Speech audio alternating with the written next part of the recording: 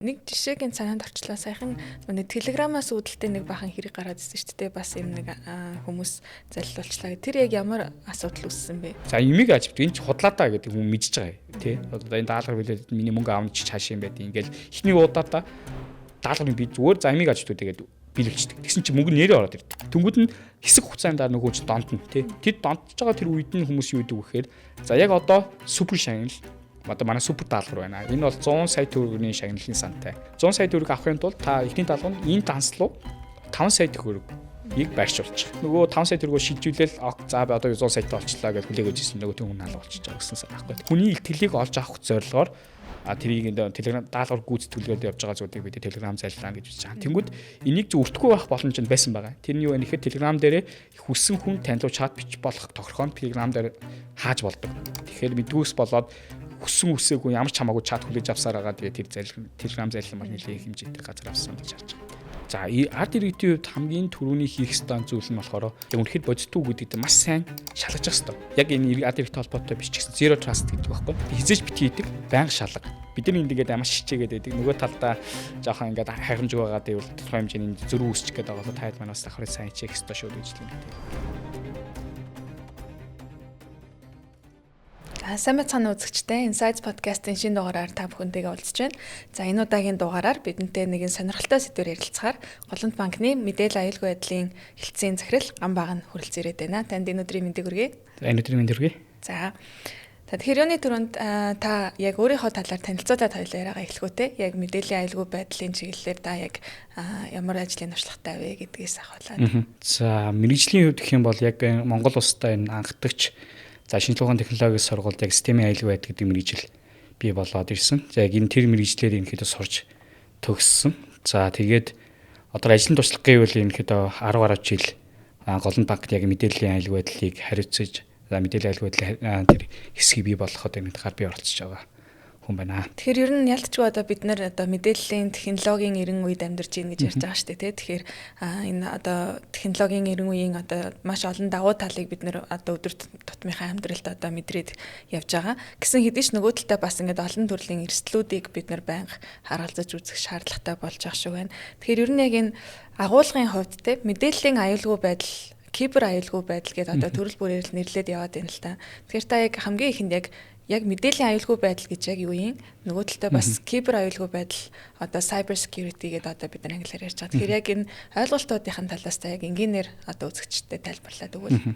Яг зөв. Яг одоо энэ дээр болохоор хүмүүсийн нэг ойлголтын дээр за яг л хэлдэг шиг яг зарим кибер аюулгүй байдал, мэдээллийн аюулгүй байдал гэж яриад нэг юм шиг ойлголттой яваад байдаг. За тэр хамгийн том суурь нь юу юм бэ гэх юм бол хамгийн том зургаар үзэх юм бол мэдээллийн аюулгүй байдал дээр хамгийн том хэсэг нь. За тэр мэдээлэл гэдгийг бид нар мэдээллийн аюулгүй байдал гэдгийг юу ойлгох вэ гэхээр бүх төрлийн мэдээллийг ингээд агуулж байгаа. За тэнд наман мэдээлэл байна уу, тэ цаасан мэдээлэл байна уу? За эсвэл бидний ярьж байгаа захин мэдээлэл байна уу, тэ тэр бүгдийг агуулсан тэрнийг яаж аюулгүй байлгах уу гэдэг зүйлийг нь болохоор мэдээллийн аюулгүй байдлаа гэж үзэж байгаа. За кибер аюулгүй байдал гэдэг шууд үгнээс тодорхой болж байгаа. Кибер буюу кибер орчинд байгаа. Одоо бидний ингээд нэрлэдэг мэдээллийн технологийн одоо хөрөнгө дээр суурилсан мэдээллийг бид нар аюулгүй байдал гэж ярьж байгаа байхгүй. Тэгэхээр өөрөөр хэлэх юм бол бид нар инженеэр хэлэх юм бол мэдээллийн аюулгүй байдал гэх юм бол одоо шүүгээс аваа түгжээтэй байна уу? Тэгээс камер байна уу? Тэнд өрөнд камер байна уу? Тохиолдол байна уу гэдгийг харж үздэг бол кибер аюулгүй байдал бол за ямар нэгэн хин нэгэн хакер орж ирээд одоо манай сервер дотор байгаа дээд хөрөнгийг буюу бид датаг хулгайлж чадах нь үгүй юу гэдэг зүйлийг илүү тодорхой ярьдаг л гэж ойлгож байна.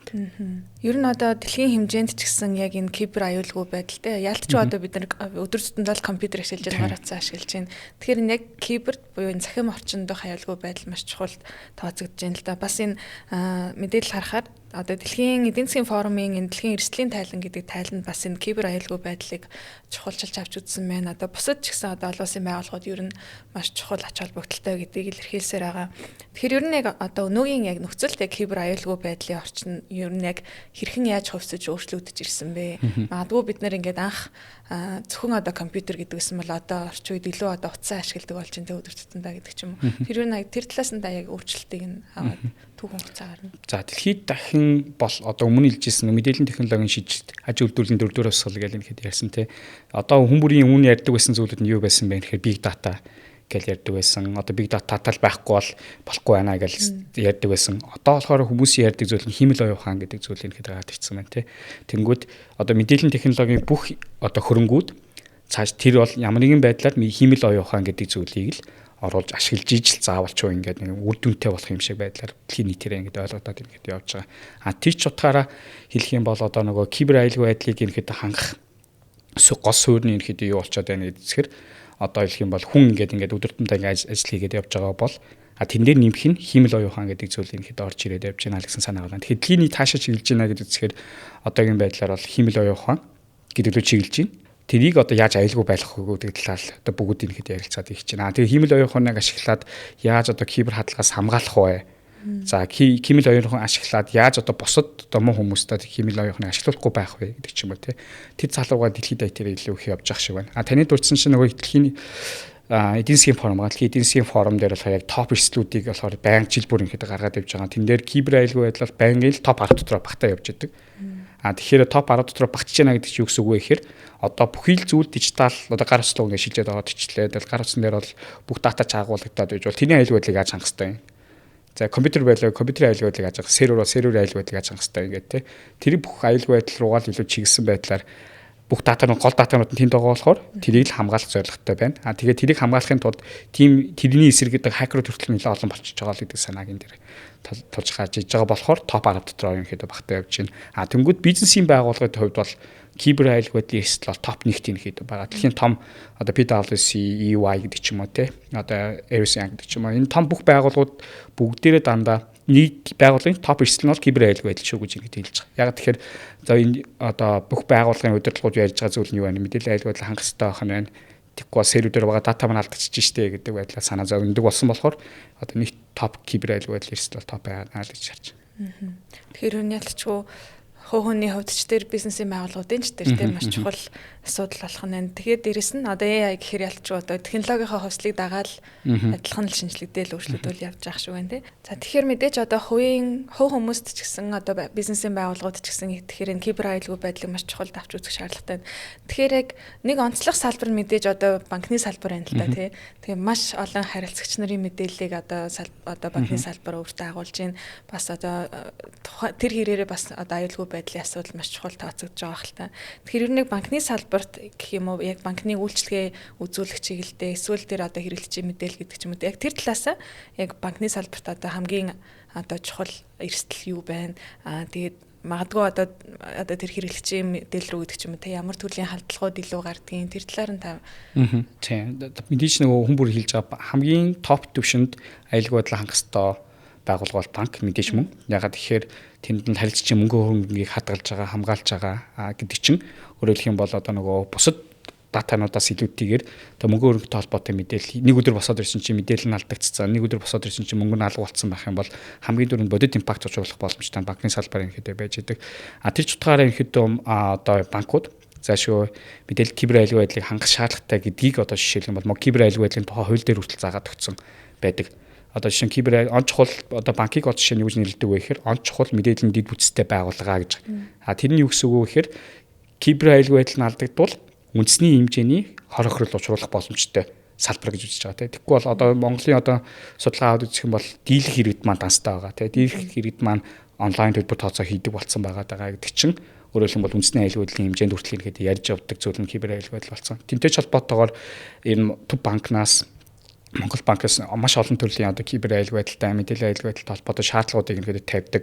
Дээрээс нь бол олон улсын маш олон ихэд байгууллагууд хүртэл яг кибер аюулгүй байдалтай холбоотой шаардлагуудыг банкудад тавьдаг. За энийг нь болохоор Монголын банк, Монголын банк бол бүх шаардлагуудыг биелүүлж ихэд ажилтдаг байгаа гэсэн үг. Жишээ дурдах юм бол хамгийн ихний жишээ бол олон улсын одоо бидний өдөртөнд ашиглаж байгаа Visa, Mastercard, UnionPay, Amex, American Express гэх картууд нь бүгдээрээ том одоо PCI гэдэг юм консулт компани байж байгаа. Тэр нь болохоор юу вэ гэхээр олон улсын картын брэндүүд нэгжиж агаад за бид нар аюулгүй байдлыг хангах нэг л одоо том стандарттай болно гэд тэр PCI гэдэг консультыг бий болгоод ирэхэд явсан байгаа. Тэгэхээр тэрийг одоо шин банкудад хангагдсан байна уу гэдэг шаарддаг зүйл нь PCI DSS гэдэг олон улсын аюулгүй байдлын стандарт байж байгаа байхгүй. Тэгмээ тэр стандартыг болохоор карт гаргаж бүх банкуд ирэхэд зайлшгүй хангах хэрэгтэй байж байгаа. Тэнгүүд голланд банкны үеч гэсэн яг тэр одоо PCI DSS стандарт жил бүр одоо магадлан аудит хийлгүүлээд одоо бүх одоо зүйлүүдэд шалгуулаад картын бүтээгдэхүүн хэвлэхээс илүүлээд харилцагчийн гар дээр хүрэх процесс дээр одоо аюулгүй байдал юу хангаж чинь гэдэг байдлаар шалгадаад ирэхэд явдаг байна. Хоёрдугаар ээлжинд нь болохоор ISO гэдэг одоо хүн бүрийн мэдж байгаа ISO 9001 гээл чанарын стандарт гэдэг тийм. Яг тэнтэй адилхан ISO 27001 гэдэг стандарт юм хэд байгаа. За тухайн 27001 гэдэг стандарт нь яадаг вэ гэхээр мэдээллийн аюулгүй байдлын удирдлагын тогтолцооны стандарт буюу за яг энэ байгууллага том зургаараа мэдээллийн аюулгүй байдлыг удирдлагыг тогтцоо бий болгосон юм уу гэдгийг шалгадаг ийм ISO стандартыг хүртэл банк хангаад байна гэдэг явдаг.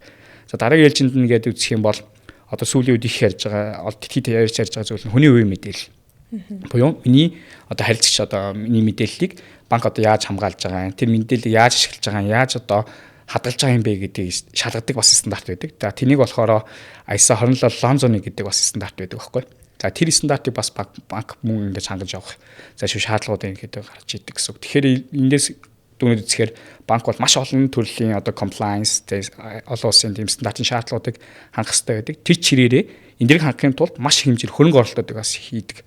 Одоо нэгсэн технологийн хөрөнгө оруулалтууд чинь одоо хүндээж хөрөнгө оруулалтын процессын хөрөнгө оруулалтууд ч гэсэн тодорхой хэмжээ хийгээд ерөнхийдөө явдаг байгаа гэсэн үг. Тэгэхээр энэс үзэхээр одоо маш олон төрлийн одоо стандартуудыг хангаж ич одоо энэ зүйл дээр ерөнхийдөө хүрж байна гэдэг санаа ирээд орж байгаа. За одоо гол асуудал руу ерөнхийдөө орох юм бол ямар төрлийн халдлагууд одоо банкны одоо салбарлууд чийддэг вэ гэж байгаа. Мэдээж өдөр тутам за минут тутам ямар нэгэн олдлогууд ерөнхийдөө гарч иж байгаа. Жишээлх юм бол тэн дээр одоо сүүлийн симэл оюухан хөгжчлөө гэж штэ тий. Тэгэхээр мэдээллийн технологийн мэдгэдэггүй багтай хүн ч гэсэн одоо тодорхой хэмжээгээр заавч өмнө нь бол YouTube сурдаг гэсэн шүү дээ. YouTube-ээр ингээд юм хайгаал how to hack mac гэж гэсэн одоо зүгээр AIS асуугаад бүр бодит одоо ментортойгоо цуг ингээд хакер үзгээс болчихлоо шүү дээ. Тэнгүүд одоо болохоор илүү хэлбэр болж байгаа гэсэн үг. Гэмт хэрэг үлдэх нь илүү хэлбэр болчихж байгаа. Тэр ч утгаараа одоо тэгвөө AI-тайгаа нийлж байгаад одоо банкны системүүд рүү халтах ордлогууд бол маш хэмжээгээр ирдэг.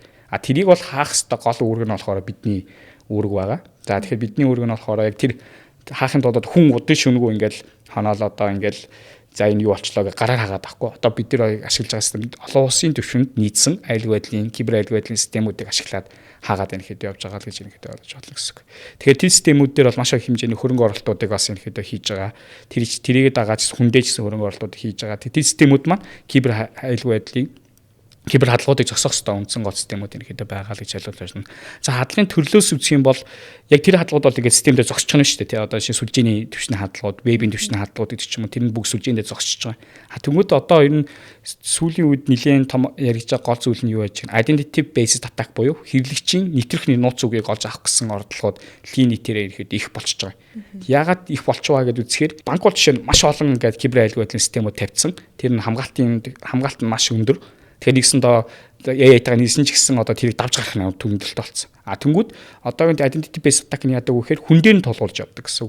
Буюу одоо ажилтны мэдээллийн аюулгүй байдлын мэдлэг ч юм уу те тэд дээр нь тулгуурж одоо phishing email явуулах буюу хуурамч email явуулах, хуурамч линк явуулах ч юм уу те ямар нэгэн аргаар тухайн тэр одоо ажилтны ч юм уу эсвэл харилцагчийн тэр нэг одоо мэдээллийг олж авах гэсэн ордлогуудыг ерөнхийдөө имэйлээр дамжуулаад илүү хийж олж яана гэсэн санаа байгаа. Тэн дээр ч зориулаад банк ч гэсэн хэмжээний аюулгүй байдлын шийдвүүдийг гаргаад хамгаалтуудыг хийгээд ерөнхийдөө явдаг. Бас хүнээ бас сурах шаардлага банкудаар ерөнхийдөө гарч иж штэ тий. Тэр хүнээ сургах ч гэсэн чиг дээр ч гэсэн маш олон төрлийн сургалтын хөтөлбөрүүд ерөнхийдөө явуулдаг. Нөгөө түрүүний яриад ирсэн фишинг хадлага гэж штэ. Фишинг хадлагуудаа хүртэл банк өөрсдөө тестэлж үздэг. Буюу жигнэсээ бид нар ажилтнууд руугаа фишинг имэйл явуулаад хэдэн хувь нь одоо тэгээ фишинг мэйл дарж ийн вэ гэдэг хинтдэг гэсэн. Тэгмүүд нь тэрэн дээр нь олон хүн дараадах юм бол энэ эрсдэлтэй хүн байна тий. Тэр хүнд бол тусгай зориулсан сургалт оромоор байна гэдэг ч юм уу тий.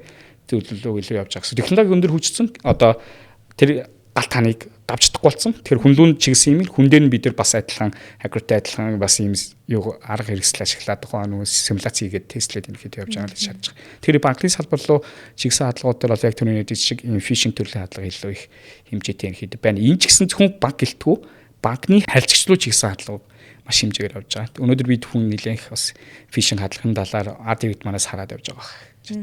AI ашиглаад ингээд хадлагууд хийгдэж байна гэж ярьж байна. Тэгэхээр ер нь бол яг тухайн хадлагыг ингээд таних магадгүй нэг ялгаатай аргууд гэдэг гэж магадгүй. Энэ яг одоо AI ашигласан гэдгийг нь хүмүүс яг бас мэдэхгүй шүү дээ. Тэгэхээр ер нь бол за нэг хараад энэ нэг фишинг одоо мэйл байна гэдэг ч юм нэг юм хуурамч юм шиг байна. Эсвэл одоо нөө deep fake бас ингээд ойлголтууд яваад идэх те. Хичнээн ингээд бид нэр ингээд яг хөө ингээд ярианы төвшин ингээд яриад за нэг угаасаа мэддэг юм яриад байна гэдэг нэг хүмүүс нэг тоодоггүй юм шиг боловч өөрөө анзаарахгүй жаал яг нэг халдлаганд өртчих гээд байдаг. Тэгэхээр ер нь яг Монгол улсын түвшинд магадгүй яг иргэдийн яг ерөнхий ойлголтыг ямар хойд вэ? Тиймэрхүү тийм судалгааны үр дүн байдаг уу? талаас нь эсвэл яг хэрвээ яг тийм бэлэн юу байхгүй ч гэсэн яг хүмүүс яг тиймэрхүү одоо хандлагыг таних тийм аргачлал талаас нь ярил. За эхлээд яг бүгд суурь англиний зөв ойлгох хэрэгтэй баг. Зарим хүмүүс маа deepfake хадлага гэж одоо юу юм бэ гэдэг гарч иж бас юм магадгүй тий.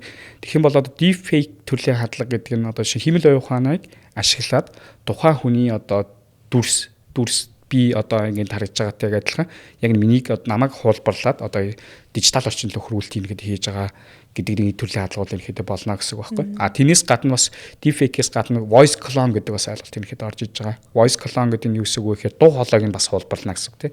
Одоо миний харагдж байгаа дүрсийг хуулбарлан дээрээс нь дуу хоолойг нь хуулбарлах боломжтой. Тэгмүүд судалгаар хараад үзвэл 3 секундын миний дуу хоолойны 3 секунд байхад одоо миний дуу хоолойны одоо 80 орчим хувийг нь ихэд бүрэн хулбарлах боломжтой гэж харж байгаа. Хүн сонсоод 80% нь болохоор яг ажил төвшөнд энэ нэрээ яг төсөөтэй одоо сонсогдох боломжтой 3 секунд хангалттай ажилладаг ч юм уу те. Тэгэхээр нэг ийм л хөгжөөд ирэхээр яг энэ defect-тэй холбоотой, voice clone-тэй холбоотой асуудлууд бол маш их хэмжээтэй гэдэг эрсдлүүд гарч ирж байгаа. За тэний яг нэг хэлбэр нь юу вэ гэж үзэхээр за нэг кейс юу вэ гэж үзэхээр жишээ нь Хонконгийн нэгэн одоо том санхүүгийн байгууллага бас яг энэ deepfake төрлийн хаалгад ихэд өртсөн байгаа даа байхгүй. Тэр нь жишээ нь яг юу болсон юм бэ гэдэг үзэхээр бидний ярьдаг Zoom call гэдэг шүү дээ. Тэ одоо за Zoom-оор ярьчих гэж яриад идэг тэ. Тэнгүүд тэгсэн чинь тэр компаниуд юу болсон бэ гэсэн чинь Zoom call болсон. За Zoom call дотор санхүү хариуцсан захирал нь байсан. За тэгээд нэг санхүүгийн хүмүүс нь байсан. Тэгээд том захирлууд нь гэдэг байсан. Тэгсэн чинь санхүү хариуцсан захирал нь юу гэж даалгасан бэ гэхээр өнөөдөр бид энэ компанитай гэрээ хийж байгаа 20 сая Америк долларыг одоо энэ компани данслах хийх шаардлагатай боллоо гэдэг юм хэд яг энэ захирлыг харагдаж байгаа тий. Одоо өөрөө дуу хоолойн ярьж гин дүрсэн ч гэсэн ингээд яг мөн байна. Хүмүүс нөгөөд нь юу гэж окей санхүүрийн захирал бол босс юм чинь мэдээж хийх ёстой гэд хийцэн.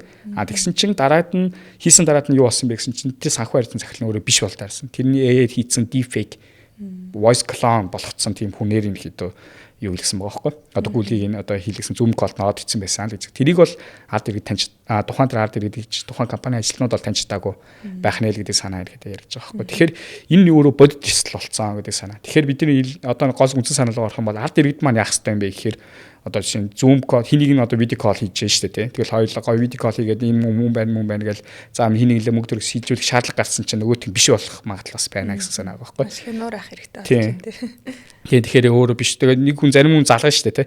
Ой би миний уцас юмыг дуусчлаа. Нааша хитэн төгрөг шийдвүлээд гэл хэлэнгүүд дуу хоолойг сонсон чинь яг л мөн байгаад байдаг тий. Тэнгүүд шийдвүүлсэн чинь биш болчдөг. Төрлийн юм эрсдэл гарч байгаа байхгүй. Тэгэхээр яг хөө энэ технологийн хөгжилтэй холбоотой бид нар дахиж нэг ухрах нэг хэрэг байна. Тэр нь гэхдээ технологи ухрах биш. Хүн одоо хүмүүний амьд харилцаа гэдэг дээр буцаж нэг байгууллагууд маш сэргийж эхэлж байна гэж хараад байгаа. Тэгэхээр өөрөлдөх юм бол өмнө хийдэг одоо ковидын үеэс чинь онлайн уулзалтууд их болсон шүү дээ. Онлайн уулзалт их болсон чинь хүмүүс чинь тэрнээ дасцсан. Тэгэхээр бүх юм онлайн хийчихье гэж болдог. Эсвэл бол одоо ийм эрсдлүүд байдаг болохоор одоо том хилцээр хийх, том одоо хурал цуглаан хийх те эсвэл том одоо шийдвэр гаргаж байгаа бол хүүнтэй харилцаж буюу одоо ингээд би өөрөөдөөс хараа суугаад ингээд ярилцах зүйл маань ингээд буцаж сэргийж эхэлж байгаа юм болов уу гэж ингээд харж байгаа. Тэгэхээр ард иргэд дээр бид нар илүү гол хийх хэрэгтэй юм. Химэл оюун хөгжсөн юм чинь бүгдээр одоо өөрийнхөө харж байгаа зүйл итгэх аргагүй болж байгаа гэдэг санаа ингээд гарч иж байгаа те. Тэгэхээр маш олон кейсүүд байгаа бах. Тэгээд манай ард иргэд маань харж байгаа хөтэ одоо сүүлийн үед янз бүрийн бичлэг гарч байгаа. Тэгэл AI мэддэхгүй ингээл янз бүрийн бичлэгүүд гарч байгаа. Тэгэхээр дижитал орчин бол одоо өөрөө нэлээд одоо олон нийтэд одоо хэвлэл мэдээлэл сошиал медиаар явж байгаа мэдээ идэхэд өөр хэцүү болцсон байгаа юм л гэсэн. Тэр ч утгаараа нөгөө дэлхийн эдийн засгийн форумын топ 2 дахь эрсдэл нь болохоор disinformation буюу одоо ийм misinformation дэргээд ийм хуранч мэдээлэл одоо дэлхийн нийтийн одоо талбайны өвчин болно гэдэг байдлаар топ 2 дахь эрсдэл нь болоод ирсэн байгаа байхгүй. Маш сонирхолтой. Яг таны яриг сая сонсож байхад бас санаанд орлоо л та. Саяхан нөгөө JP Morgan-ы захирал Jamie Dimon гэж юм аа шүү дээ. Тэр хүний ярилцлагыг сонсч ирсэн чи яг одоо AI маш хурдцтай хөгжиж байгаа нэг талаараа сайн ч гэсэн одоо тэр хит хурдан хөгжиж байгаа хөгжил бид нэр өөрсдөө хоцрох гээд байна. Хүмүүс өөрсдөө хоцрох гээд байна гэдгийг санааг хэлжсэн. Тэгэхээр ер нь бол яг жоохон ухраад яг бодит байдлаа илүү бас харах шаардлагатай болж байна тийм маш сонирхолтой санагдлаа. Сая бас хэллээ ингээд ер нь хуурамчаар хийсэн зүйлийг ингээд харж таних тэрийг одоо хянуур маш харах хандлага шаардлагатай болж байна л да. Тэгэхээр статистик харахаар Монгол улсад 2025 онд гарсан нийт гэмт хэргийн 35.6% цахим залилангийн хэрэг байна гэж байна. Тэгэхээр ер нь бол кибер орчинд ингээд залилуулах одоо тохиолдол маш олон болж байна. Саяхан бас нэг Pizza Hut, KFC-тэй холбоотой нэлээд асуудлууд гарсан шүү дээ. Тэгэхээр ер нь яг Монголд яг энэ кибер халдлагын нөхцөл байдал яг ямар хөө байна вэ? Одоо яг цахим орчинд илүү санхүүгийн халдлага төрлийн одоо хэрэгүүд илүү гараад ах шиг байна л та. За тэгэхээр энэ дээр бүгдээ нэгцэн нэг ойлголттой болох шаардлага байгаа. Тэр нь юу вэ гэхээр одоо KFC, Pizza Hut гэл одоо шинэ одоо тэр нь юу ч хийж болно гэсэн үг шүү дээ. Зөвхөн энэ хоёр брендийн нэр биш. Одоо жишээ нь тэнд хийж байгаа гэмт итгэдүүд бол одоо өнөөдөр KFC, Pizza Hut гэжсэн бол дараад нь өөр компани нэр тавиал ороод ирэх юм. Тэгэхээр хакерууд боёо гэмт итгэдүүд арга барилаа өдөр тутмдаа ингээд өөрчлөлт явж байгаа бол эдний суур одоо үндсэн одоо философи нь яг юу байгаа юм бэ гэдэг зүйл рүү очиж байгаа. Тэр нь юу вэ гэхээр дандаа таны санхүүгийн мэдээлэл рүү хандах ордлогод ирэхэд хийж байгаа гэсэн. За өмнө бас хэд хэдэн ерөөхдөө кейсүүд төр юу байдаг гэсэн байна. Шуудангийн компани нэрийг ашиглаж одоо танд шуудан ирлээ шүү гэдэг байдлаар одоо мессеж явуулаад тэндээ дараад оронгууд нь баахан мэдээлэл бүглүүлж авч байсан. Хамгийн сүүлд нь картын мэдээлэл авъя гэдэг санаа. Тэ одоо бол KFC Pizza Hut-ийн ч юм уу яг тэр одоо фишингийн гол зорилго нь юу вэ гэхээр интернет банкныхын username password-ыг нь аавна. Дээрээс нь юмад нөгөө бид нэр давхар баталгаажуулалт гэж ярьдаг тий. Давхар баталгаажуулалтын SMS 6 оронтой код энэ хүртэл ингээд авдаг төрлийн юмыг хийгээд байна гэсэн үг байхгүй. Тэгэхээр нийлүүлэх банк одоо харилцагч хамгааллын зорилгоор одоо давхар баталгаажуулалтыг хүртэл хийж өгöd хахад давхар баталгаажуулалтыг нь одоо яад иргэд маань болохоор юулгаар оруулаад байна. Тэр хуурамч вебсайтууд л оруулаад байна гэдэг санаа иргэд гарч иж байгаа. Тэгэхээр энэс сэргийл үндсэн бизнес банк хизээж танилуу линк явуулахгүй гэдэг л ийм ойлголтыг бид нэр ойлгох ёстой гэсэн үг. Тэгэхээр нэгсэндээ тэр нь юу гэсэн үг вэ гэхээр зарим нэг ийм тохиолдлууд дээр ингээд KFC-г ороод ингээд явж штэ тий. Дараад ингээд явж иж байснаа гид интернет банк гараад ичдэг. Тэнгүүд ягаад би нөгөө ер нь олон улсын одоо нөгөө худалдааны соёл дээр болохоор картын мэдээлэл бүгэлж би мэдээлэл захиалга өгдөг тий. Тэгсэн чинь интернет банкны нэвтрэх нэрээрээ ороод одоо тэр одоо нөгөө пицца захиална гэдэг чинь өөрөө ингээд нөгөө логик маш алдаатай зүйл юм гэдэг байгаа байхгүй. Тэгэхээр бидний одоо банкны салбарын одоо голомж банк гэлтгөө бүх салбарын хэлээд байгаа хүмүүс юм бол банк хийж танилуу ингээд төрүүлж линк явуулахгүй шүү л гэдэг санаа ирээд яриад байгаа. Тэд тусмаа картын мэдээлэл чи авах одоо таны интернет банкны чиний мэдээллийг авах гэдэг зүйл чинь ирэхэд одоо банкны зүгээс хийдэг үйлдэлээ гэдэг. Тэрийг л бүгдээрээ нэгдсэн байдлаар одоо нэгдсэн промптер гэж яддаг шиг бүгд тэрийг ойлголттой болчихвол энэ төрлийн одоо гинт дөртөх хүмүүс маань илүү бага болох бах. Өртөх нь бага болохын хэрээрээ одоо юу болно гэсэн үг шүү дээ. Гинт итгэдүүд маань угаасаа ашиг орлого байхгүй. Байгуул энийг хийхээ энэ хэдэ болж ирнэ л гэж энэ хэдэ хараад байгаа. Тэгэхээр энэ дээр та бүхэн маань энийг сайн ойлгоорой гэж энэ хэдэ бас хэлмээр байгаа. Ялчгүй л одоо захим зарлан дотор ингэ санхүүгийн зарлан дийлэх болж байна. Гэтэ ер нь ингээд яг практик жишээ гэдэг ч юм одоо бусад ингээд одоо кейстэй яг бодит одоо жишээнүүдийг аваад үзэхээр одоо хит хитэн төрлүүд байх шиг байна л да. Supply chain халдлага гээл те. Эсвэл одоо энэ ransomware халдлага гээд ингээд нэршлүүд нь айгүй ингээд толгой эргүүлмээр юм шигч харагдах тохиолдлууд байна. Тэгэхээр ер нь яг эдгээр халдлагын төрлүүдийг та нэг яг гоё ойлгомжтой тайлбарлаад өгөө. За одоо болохоор supply chain хадлага гэж ярьж байна. Тэгээ supply chain гээд үзэхээр одоо ханган гинжээ илхээл энэ хэд байх гэдэг шүү дээ. Гинжээ илхээний нийлүүлэлтийн гинжээ илхээж энэ хэд хүмүүс их яриад байдаг. Гэхдээ энэ гол санаа нь юу вэ гэхээр одоо байгууллага өөрсдөө аюулгүй байдлыг бол жишээ нь маш сайн хангадаг байгууллага. Одоо мэдээллийн аюулгүй байдлын соёлтой, технологитой тийм байгууллага байж идэг. Тэгтэл тухайн байгууллагын ханган нийлүүлэгч буюу одоо бид supply гэж ярьдаг те. Тэр нь өөрөө кибер хадгалалт өртөөд тэргээр нь дамжиж одоо жишээлх юм бол кибер хадлага тухайн дамд өрчиж байгаа хэлбэрийг бид supply chain хадлага гэж яриад байгаа гэсэн үг байхгүй. Тэгэхээр энэ маш олон бас ийм supply chain хадгалалт өрчсөн тохиолдлууд дэлхийн нийтээр ерөнхийдөө байдаг. За тэнгууд жишээ нь SolarWinds гээл одоо шинжилгээ мэдээллийн технологийн бас нэлээд том компани байдаг. Тэнгууд нь SolarWinds-ийн ашиглаж байгаа продуктуудад дээр нэмзэг байдал SolarWinds компани одоо гаргаж байгаа олон нийтэд гаргаж байгаа бүтээнүүдээр нэмзэг байдал гараад тэгсэн чинь тэр SolarWinds-ийг ашигладаг байсан одоо байгууллагууд дээр энэ кибер хадлага болдоод идэг ийм асуудлууд ерөнхийдөө гарч иж байгаа гэсэн санааг яриад байгаа. За тэнгууд энэ бол одоо тэнгууд мэдээллийн аюулгүй байдал хангадагч байгууллагууд тохиолдно гэхээр банкуд ч гэсэн бас адилхан яг энэ supply chain хадгалагаас яаж урьдчилан сэргийлэх ёстой вэ гэдэг дээр маш олон шатараатай арга хэмжээнд авдаг жишээлх юм бол нөгөө түрүү одоо supply chain байх юм бол supplier байгууллага үнэлдэг тий. Тэр өөрсдөө аюулгүй байдал хангадаг юм байна уу гэдэг байдлаар үнэлээд ерөнхийдөө явдаг гэсэн үг байхгүй. Энэ ч зарчмаар ерөнхийдөө бас бидний хэлэх гээд байгаа санаа нь болохоор байгууллагууд ч гэсэн өөрсдөө ханган нийлүүлж байгаа өөртөө хамтарч ажиллаж байгаа партнер компаниудаа нэг өнгөж хараарай тий. Бид нар хичээл сайн байгаа ч нөгөө байгууллага бидний мэдээлэл алччих үү гэдгээс бас сайн анхаарч явж байгаа шүү гэдэг нэг зүйл байгаа даа. За хоёр дахь нь ransomware гэдэг ярьж байгаа. За ransomware төрлийн хадлага гэдэг нь юу гэсэн үг юм бэ гэхээр компьютерийн өгөгдлийг барьцаална гэсэн санаа байна. Одоо нэгсэндээ бид нар өмнө дандаа хүн барьцаалах гэж ингэж харж ирсэн шүү дээ. Тэнгүүд одоо таны өгөгдлийг чинь барьцаална. Өгөгдлийг барьцаалаад яах вэ гэхээр яг л адилхан хүн барьцаалахтай адилхан мөнгө өг. Мөнгө өгөхгүй бол чиний датаг нь ихэд юу байна? Одоо инкриптлэх буюу ингээд нууцлах кодлцсон гэсэн үг. Одоо кодлцсон. Тэнгүүд кодынх нь нууц үгүй би одоо өхийн тулд надад хэдэн биткойн шилжүүлээ гэдэг байдлаар. Одоо дандаа энэ чинь нөгөө бүх юм cryptocurrency байдлаар ихэд яваад байгаа байхгүй тий. Иймэрхүү төрлөөр ихэд барьцааж байгаа төрөл юм байна. Тэнгүүд сүүл рүү эн чинь юу болоод байна ихэд бизнес болж байгаа. Ransomware as service буюу одоо сүүлдээ нөгөө юм гимт итгэхэд чинь энийгээ бүх сервис болгоод ирсэн. Одоо манай ransomware-ийг үйлчлэгийг худалдаж авч болно шүү гэж. Тэнгүүд тэр худалдаж авсан яах вэ гэхээр ransomware хадлагын одоо тэр нөгөө холбоотой тийм хортой кодыг худалдаж аваад байгууллагад тараагаад тэнгүүд нь байгууллагад тэр бүх компьютерийн ангууд мөнгө төлөх ёстой шүү дээ. Тэр мөнгөний төлчих гээл төлөнгүүд өөрт нь хувирдаг ч юм уу тийм ингээл ийм бизнес системтэй болцсон. Тэгээ дээрэс нь нэмээд бүр юм ransomware хийдэг одоо юм хакерийн бүлэглэл нь хүртэл ингээд байгууллагын зохион байгуулалттай болоод call center-тэй болцсон тийм. Хондорлоо таад манай энэ одоо энэ ишмэйл явуулаад одоо бидэртэй холбогдож мэдээлэл авч одоо шүү. Хэрвээ хүсэх юм бол бид танд одоо нэг ганц нэг файлыг чинь одоо буцаагаад өгчий. Тэ энэ бол одоо манай одоо бүтээтгүүний дээж гэдэг шиг тэ таны дата чинь дээж шүү гэдэг байдлаар ингээ өчтдөг гэдэг ч юм уу. Ийм зохион байгуулалттай хүртэл хэмжээний нэгэд болоод ирсэн гэсэн. Тэгээд энэ өөрөө ингээд ийм маш өндөр зохион байгуулалттай болгон хэрээрээ маш олон одоо арт иргэдийн компьютерүүд те бизнесийн байгууллагын компьютертэй сууж ажиллах тохиолдол нэлээд байж байгаа те. Тэнгүүд одоо бидний яриад байдаг ransomware түүхэд хамгийн одоо за томоохон нөлөөтэй одоо арга сууг нь бол жишээ нь crackдсан програм хангамж гэж ярьдаг те. Бид нар чинь одоо арт иргэдийн хувьд одоо нэг Office-ийн програм хангамжаа crack-таад ажиллуулчих. Одоо Photoshop биш үү те. Photoshop хүртэл нэг crack холоо суулгаад ажиллуулчих гэдэг те. Тэнгүүд нь тэрийг хаах хугацаанд интернетээс болохгүй зүйл татаад тэр нь өөрөө ингээд дотроо одоо бидний team билег буюу ransomware-тэй байгаа. Тэгээд encryptlүүлээ. Тэгээд компьютер форматлуулна. Тэр дотор нь үнцэнтэй дата байгаад байгаа бол тэгээд тэр датагаа алдах хэмжээнд очино. Зарим нь мөнгө төлж үзнэ. Мөнгө төлөөд тэрийг нь 100% баталгаатай биш. Тэнгүүд нь зарим мөнгөний авчаад алга болчихсон ч байх тохиолдол энэ хийдэ байдаг те.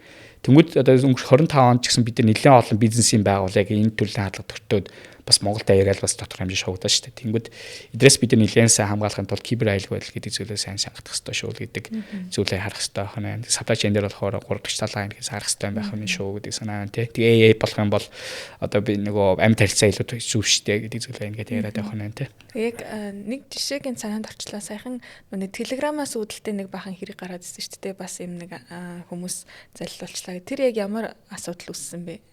За тэрийг бол илүү Telegram-тай холбоотойгоор даалгавар биелүүлэх төрлийн одоо залилан гэдэг байгаа байхгүй. Тэр нь яг зорилго нь яг юу вэ гэхээр одоо Telegram өөрөө бас нэг онцлог байгаа даа. Тэр имзэг байдал хийж хэцүү. Тэр нь юу вэ гэхээр хин дуртай танилуу чат хийх боломжтой. Хэрвээ тохирох хаагүй бол. Тэнгүүд танилуу одоо нэг өдөр байжсэн чинь нэг хүн таны дугаарыг мэддэг бол шууд чат бичих байхгүй. Тэн дээр юу вэ гэсэн чинь даалгавар биелүүлээрээ. Манай даалгавар биелүүлэх юм бол танд одоо ингээд ийм төргөний урамшуулал ингээд олгоно гэдэг байдлаар ингээд явж байгаа. Мессеж ирчихэж байгаа. Тэгвэл хүн тэрийг уншин штэ. Оо за окей тэгвэл за имийг ажиж энэ ч худлаадаа гэдэг хүн мэдчихэж байгаа тий. Одоо энэ даалгавар билээд миний мөнгө аавч хаашаа юм байд ингээл ихний удаадаа даалгаврын би зүгээр за имийг ажиж тэгээд биелүүлчихдэг. Тэгсэн чинь мөнгө нэрээ ороод ирдэг. Одоо нэг 10,000 төгрөг ч юм 20,000 төгрөг оруулаад ирдэг. Тэгээд ингээд шат ахтуулсан нөгөө хүн чинь дотроо багаар тий нөгөө хүн мөнгө нь ороод ирдэг. Нэрээ даалгавар биелүүлээд байна гэж ойлголттой. Тэнгүүд нь хэсэг хугацаанд нөгөө хүн чинь донд нь тий гизүв зүгээр ээжсэн чинь нэг 2 3хан пэйж лайк дараал гэсэн чинь мөнгө нь ороод ичлээ шүү дээ. Тий энэ ганц нэг даалгавар өгсөн чинь болчлоо шүү дээ. Донцсон. Тэр донтж байгаа тэр үед нь хүмүүс юу гэдэг вэ гэхээр за яг одоо супер шагнал одоо манай супер даалгавар байна. Энэ бол 100 сая төгрөгийн шагналын сантай. Та энэ даалгаврыг билүү 100 сая төгрөг өгье гэж байгаа байхгүй. Тэгсэн чинь нэг даалгавар нь юу вэ гэхлээр 100 сая төгрөг авахын тулд та эхний даалгавар нь энэ данслуу 5 сая төгрөгийг байршуулчих.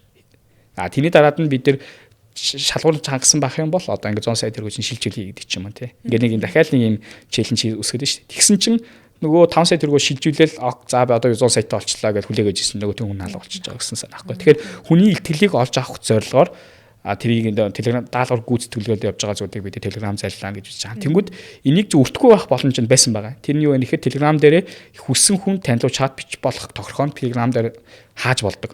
Тэрийг наар дээр идмаа мэддгүү гэсэн аахгүй. Тэгэхээр мэддгүүс болоод хүссэн үсээгүй ямар ч хамаагүй чат хүлээж авсаар байгаа. Тэгээ тэр Telegram залилан бол нэлээд хэмжээтэй газар авсан гэж харж байгаа.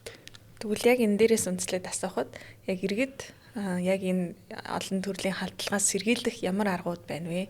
За дээрэс нь энэ одоо кибер аюулгүй байдал гэдэг нь зөвхөн одоо хувь хүнээс гадна байгууллагуудад ч гэсэн одоо эрсдэл учруулж байна тийм. Тэгэхээр байгууллагууд ч гэсэн ямар одоо арга хэмжээ авч дээр төрлийн халдлагаас сэргийлэх боломжтой вэ? За арт иргэдийн хувьд хамгийн түрүүний хийх ёстой зүйл нь болохоор яг энэ зүйл яг үнэхээр бодитгүй гэдэгт маш сайн шалгаж явах хэрэгтэй. Тэрийг бид нэр энгийнээр зөв олон улсын зүгээр яг энэ ад иргэдтэй холбоотой биш ч гэсэн zero trust гэдэг байхгүй.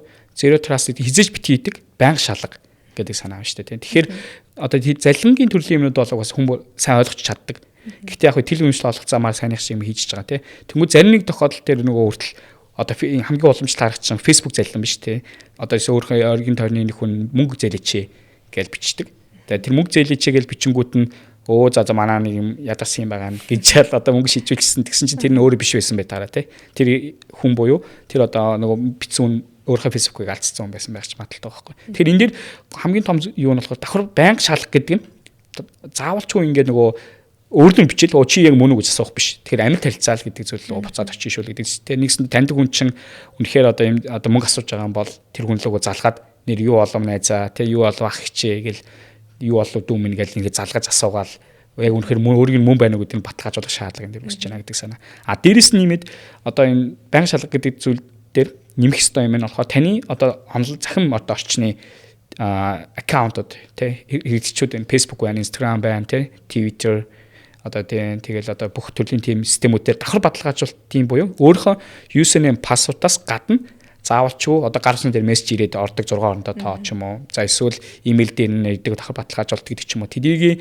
идэвхжүүлээрэй гэдэг. Нэг тэрийг төчүүлээгүй болоос зөвхөн username password дээр тогтчихж байгаа зүйл бол одоо ямар ч найдваргүй болсон гэсэн үг тий. Та сансргүйгээр нэг phishing вебсайт дээр ороод нөгөө мэдээлэл оруулах юм бол тэгэл алдчихж байгаа л хэлбэр штэй л гэдэг санаа тий. Тэгэхээр энэ банк давхар одоо бидний гол одоо ураа болохоор одоо хизээж бити хийдэг байнга давхар шалгаал гэдэг зүйл гад иргэдэн маань илүү чухал байна л гэдэг санаа. За хоёр дахь асуулт нь байгууллага дээр энэ яах ёстой вэ гэж байна тийм. Байгууллага дээр эхлэх ёстой нэг зүйл нь болохоор хамгийн тэнд удирдлага. Одоо та өнөөдөр нөгөө ямар нэгэн бизнесийн байгууллага удирдах явж байгаа юм бол удирдлага өөрөө мэдээллийн аюулгүй байдал, кибер аюулгүй байдал гэдэг дээр анхаарч иж топ даун зарчим буюу дээрээс доошоо энэ бүх зүйл нь маань үйлчлэнэ гэдэг санаа тийм. Хичнээн ингээд нэг ухаан байгууллага амар боломж чадахтай тий одоо хөрөнгө оруулалт ч юм уу чадахтай байгаа ч гэсэн удирдлага нь тэрийг ерөнхийдөө нөгөө хөрөнгө оруулалтын чийдчихгүй ч юм уу тий эсвэл тодорхой хэмжээ бодог журмын гаргаж өгөхгүй эсвэл одоо нөгөө мэдээллийн аюулгүй байдал хангах тийм ажилтныг бий болгож чадахгүй байгаа гэвэл бид тэр хичнээн одоо доор нэг хүмүүс сэтгэл нь байгаа ч тий одоо юу их тэр мэдээллийн аюулгүй байдал кибер аюулгүй байдал тогтолцоо бий болох боломж нь ерөнхийдөө байхгүй л гэсэн санаа байна. Тэгэхээр удирдлага байх ёстой. Тэгэхээр мэдээж удирдлагатай ойлгуулах шаардлага байгаа. Ойлгуулахын тулд нэг гол хийх ёстой зүйлүүд нь юу байна гэхээр одоо энэ цаг үеийн нөхцөл байдлын мэдээлэл байнга л одоо өдөр бүр за нэг юм болсон байна, энэ байгууллага тэгсэн байна тий одоо энэ хүмүүс ингэж мөнгө алдчихж байна. Тэгэхээр бид энэ дээр анхаарах ёстой юм байна шүү гэдгийг л ихэд точих ингээд байнга тавчил байж их ёстой шүү гэдэг санаа тий. Тэгэхээр тийм мэдээж удирдлага л одоо манай гоё мэдээ мавда анхаардаг, бусд нь анхаардаг байна гэж байхгүй тий. Тэгэхээр удирдлагаасаа үлгэрдүүлээд доошоогоо бүх юм ингэж уламжлалчлаа авах ёстой шүү дээ гэж харж байгаа. Тэгэхээр ер нь л хүмүүс маш одоо хянамгай одоо юу гэдгийг бас ингээд нэлээд одоо сэргэлэн залтай байх бас шаардлагатай л болж байгаа шүү дээ. Магадгүй одоо нөгөө нэг мөнгө асууж битсэн хүн лүгээ асуух гэж залгасан чинь нөгөөт нь хиймэл эргийцэн хоолонд гэж магадгүй болчиход тийм шүү дээ. Тэгэхээр бүхэл төрлийн одоо аргаар л нөгөө хүнээ шалгах хэрэгтэй болж байна. Зүгээр нэг өнгөн тип байдаг. Зөвхөн хоёрын мэддэг юмыг бас асууж болно шүү дээ гэдэг байна шүү дээ. Одоо нэг validation хэд хоёлоо нэг хизээ ялаа гэж нэг юм асуух нь шүү дээ. Нэг тохиолдлуудыг ихэд яриад тэгж баталгаажуулах боломжтой шүү дээ гэдэг санаа байгаа. Яг нь байгууллагууд дээр бас одоо авч болох арга хэмжээ гэдэг дээр танд яг нэг арай нэг ойрхон болгооднаас авч хэлэх нэг тийм жишээ байна уу? Яг тэр байгууллага нэг тийм арга хэмжээ авсан нэг одоо юутай үр дүнтэй байсан гэдэг ч юм уу? Магадгүй одоо халдлагын тоон тэд байсан тэгж буурсан гэдэг тийм жишээ байвал. За яг одоо Монголын одоо санхүүгийн байгууллагууд бол ерөнхийдөө алгалал байна. За яг би нөгөө бас бусад улсуудын жишээ дээр бид нэлээд сайн судлаад ерөнхийдөө явж байгаа. Тэндээ жишээлх юм бол ямар төрлийн зүйл илүү Сингапурын жишээ байгаа байхгүй. Одоо Сингапурт бас яг захим залилан бас 21 оны үед бол нэлээд гарсан байгаа да. Яг л одоо өнөөдрийн Монгол улсын нөхцөл байдалтай адилхан хэмжээний захим залилан маш ихтэй байсан. Тэнгүүд жишээ нь тэн дээр жишээ нь банкуудын хэрэгжүүлсэн арга хэмжээний жишээ нь юу байсан бэ гэхээр одоо нөгөө гар утасны мессеж гэдэг масс мессеж гэдэг явуулж байгаа шүү дээ. Тэр масс мессежийн дунд нь ямар ч линк агуулахгүй явуулна. Тэрийг ерөнхийдөө Сингапурын бүх банк нь ил толд нээлттэй байдлаар бүх одоо арт иргэдтэй ингээд хүргэсэн байгаа байхгүй. Өөрөөр хэлэх юм бол банкнаас явдаг ямар ч одоо мессеж, имэйл дотор нь линк байхгүй буюу одоо бидний линк гэдэг шүү дээ. Тэр нь байхгүй. Зөвхөн агуулга нь явна.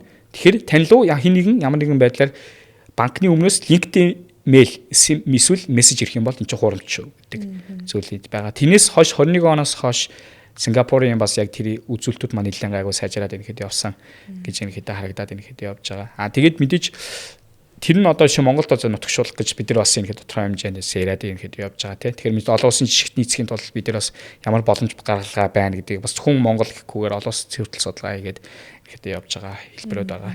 Тэгэхээр ер нь ямар ч байдлаар ирсэн линкийг хүмүүс маань одоо маш сайн шалгаж явах хэрэгтэй хань тийм. За маш сонирхолтой одоо сэдвийг хөндөж хоёлаа ярьлаа гэж бодож байна. Хамгийн сүүлд нь та яг одоо яг үзэгчтэй зориулаад те ер нь яг гол ойлголт хүргээд ер нь нэг энэ асуудлыг та бүхэн нэг ингэж ойлгоорой гэд нэг гол санаа хүргээж гэвэл та юу гэх вэ? За одоо л бидний хувьд яг цэвэр таны банк санхүүгийн одоо тэр мэдээллүүд байгаа тий. Одоо мөн картын мэдээлэл, за энэ дээр банкны нэвтрэх нууц үг гэдэг бүх мэдээлэл чинь бол маш үнцэнтэй мэдээлэл шүү. Тэр мэдээллийг одоо ямар нэгэн байдлаар бусдад дамжуулах, за эсвэл үл танихлын линктэй дарж орж бичихгүй байх гэдэг чинь таны одоо яг өөрийнхөө одоо мэдээллийн айлг байдалд хөрөнгө оруулж хамгийн том зүйл шүү гэдэг санаа хэрэгтэй байгаа. Тэгэхээр одоо зарим нэг бидний энгийн шеэр үзэх юм бол картын мэдээлэл жишээ нь маш үнцэнтэй байх хэрэгтэй шүү дээ. Тэгсэн чинь бидний хийдэг зүйл юу вэ гэхээр хүүхдтэйгөө гаргацдаг тий.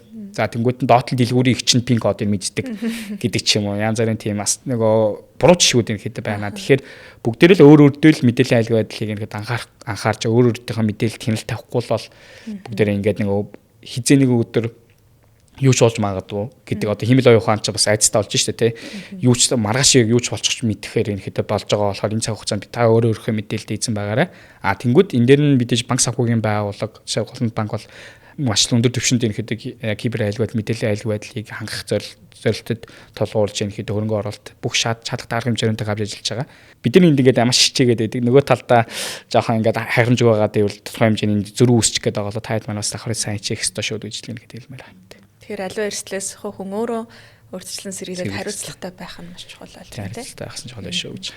За маш одоо хэрэгтэй мэдээллийг хүргэлээ. Танд маш их баярлалаа. За баярлалаа. Ирсэн явдалд маш их баярлалаа. За баярлалаа үзэгчдээ. Insights podcast-ийн энэ удаагийн дугаараар Голланд банкны мэдээлэл аюулгүй байдлын хэлтсийн захирал Гамбаага нь оролцож кибер аюулгүй байдлын талаарх маш сонирхолтой ярилцлагыг өрнүүллээ. Дараа уулзлаа, баяртай. Мэргэжлийн дүгнэлт, оновчтой шийдвэр. Subscribe хийгээд зах зээлийн хэмнэлийг хамтдаа мэдэрцгээе.